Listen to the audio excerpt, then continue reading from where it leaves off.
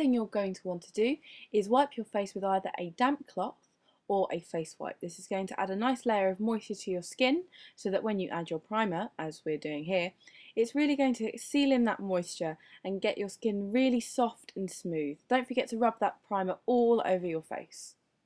When you're doing your foundation, you want to use the palest one in your palette. So basically anything that you would normally wear in the winter, really, is going to be the best one for your skin. Lightly dab it on with either a sponge or fingers. Make sure to go underneath your jawline as well, because the flapper look is quite flawless, so you really don't want to have any cake marks for this. When you're done with that, then stipple it on with either a stippling brush or a really rough brush. Use small circular motions to get that nice photo finish.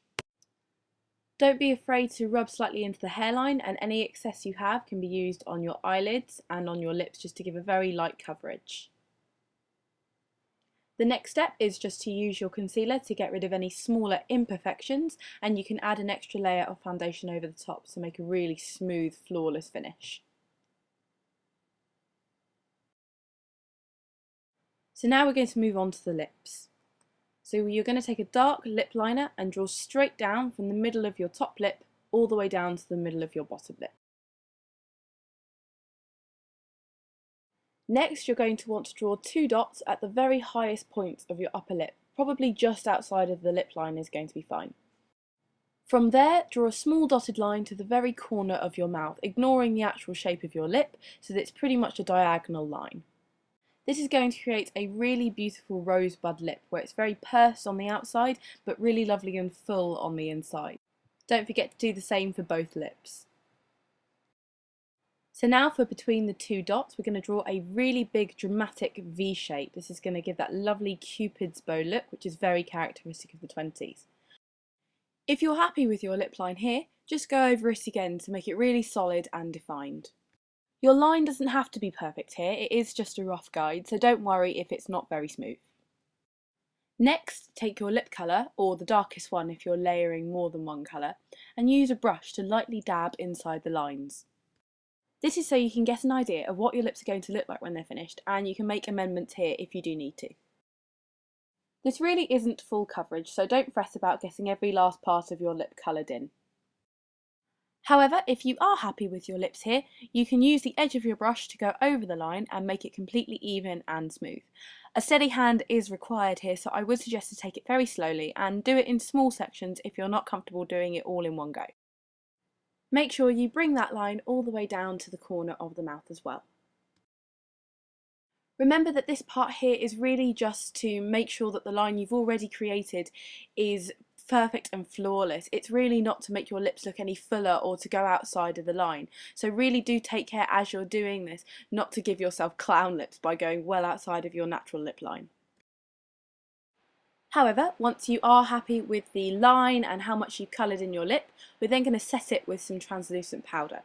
Translucent powder is much better than coloured powder for this part, as you won't end up with a sort of weird beige tinge to your lips. So you're going to dip your powder brush into the powder, and you're going to flick it over your lips a few times just to really create that excess over your lips. You want to do this quite a few times to really make sure that it's fully covered.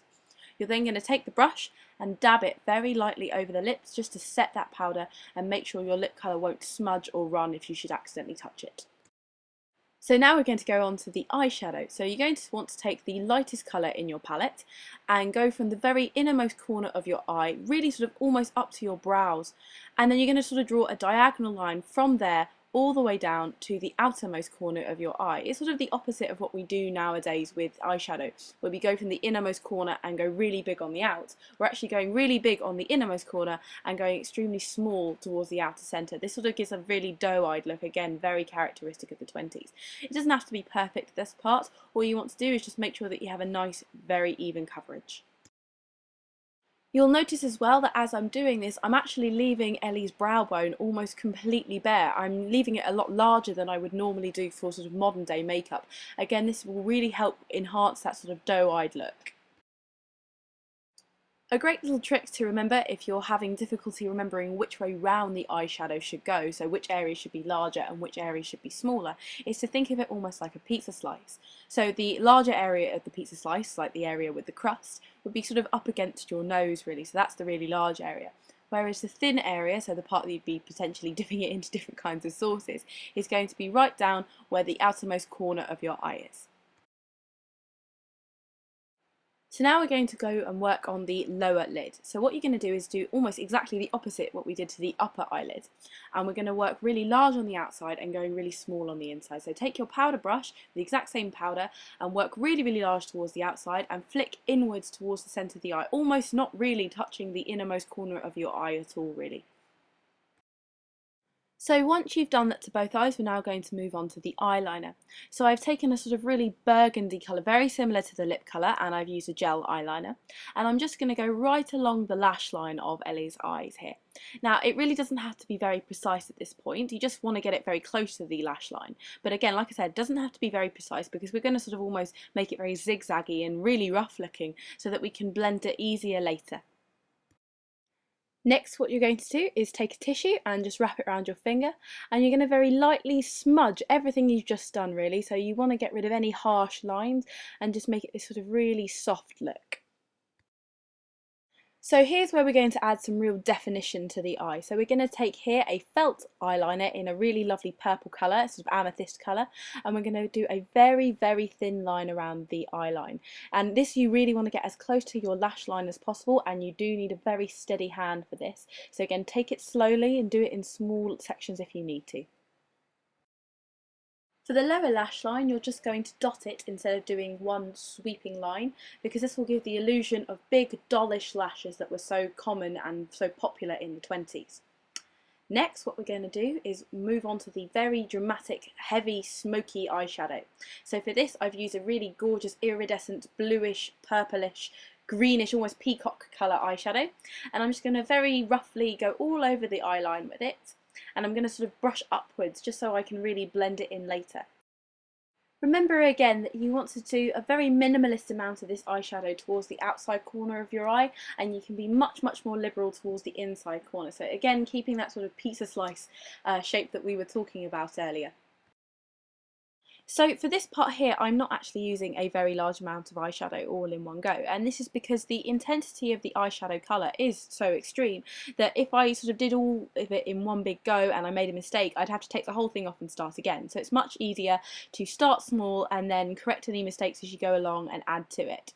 So as I said, I'm using that pizza shape there, so much wider towards the inside, and I'm going to take a blending brush and really blend that out and make it very, very soft and smooth, getting rid of any sort of harsh lines. Again, using that flicking motion, that's really going to help you. And do exactly the same to the other side, and just make sure it's nice and even.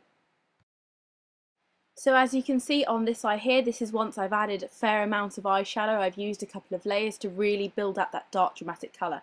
And for the underside, it's exactly what you did for your base layer, starting really dark towards the outside and going flicking towards the inside. Now on this eye it's much more dramatic, and I've shown you on the other eye, this one here, a slightly softer look in case you didn't want to go quite so harsh.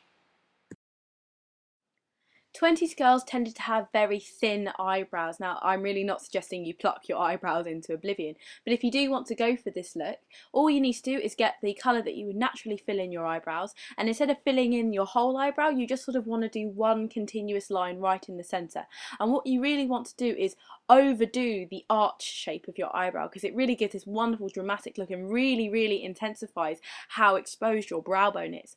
Now, if you want to go the extra mile, you can actually extend your eyebrows further than their natural line. This is again something very common in the 20s, because they actually used to go sometimes all the way to the hairline. You don't have to do this, but a little flick extra can add a lot of difference.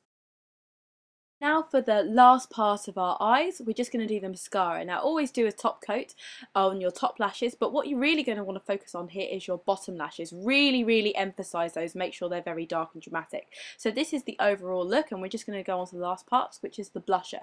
You want to do sort of a rusty colour here, and you want to start at the very top of your cheekbones, just do a little bit, and then just rub in really smoothly. Make sure it's nice and flawless. You definitely don't want to have any lines here, especially with how dramatic your eyes are. Make sure you start very close to the eyeshadow as well to give a really heightened cheek look. If you're going to layer your colour with your blusher, you always want to add any extra colour to the very top of your cheekbone and blend all the way outwards. Now, if you want to add a little bit of fun, you can always add a beauty spot, as I'm doing here, with just some very simple gel liner to keep it nice and smooth. So now the very last part, you're just going to set the whole thing with your translucent powder. Be very liberal with this, you don't want to have any shiny parts of your face which will really show up in photographs.